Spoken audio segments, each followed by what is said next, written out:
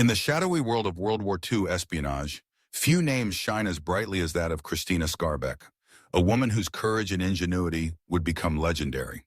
Born into Polish nobility, Skarbek possessed a flair for adventure from a young age. When the world was plunged into turmoil in 1939, she did not hesitate. As Nazi forces swept across Europe, Skarbek volunteered to serve Britain's secret intelligence service, a decision that would change the course of her life and, in small but vital ways, the course of the war itself. Her first mission was as audacious as it was dangerous.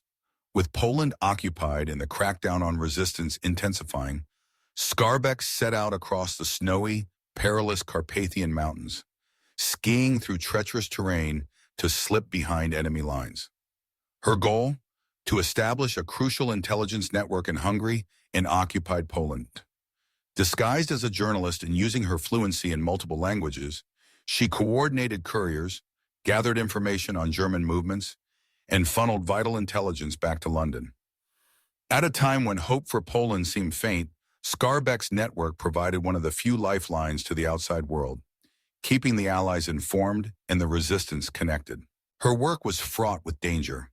On more than one occasion, Skarbek narrowly escaped capture, relying on her quick thinking and uncanny ability to slip through the enemy's grasp. She adopted new identities as easily as changing coats, once even feigning symptoms of tuberculosis to avoid Nazi interrogation. Her courage under pressure and mastery of deception became her hallmarks. She was, as many would later say, born for this life in the shadows. But it was in France during the war's later years that Skarbek, operating under the name Christine Granville, would carry out her most celebrated exploits.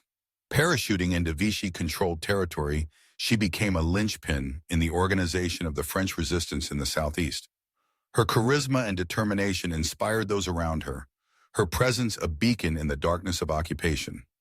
She coordinated sabotage operations, couriered messages through mountains crawled with German patrols, and brought together groups of fighters who would prove critical in the run-up to the Allied landings. Perhaps most famously, Skarbek faced her greatest test in the summer of 1944.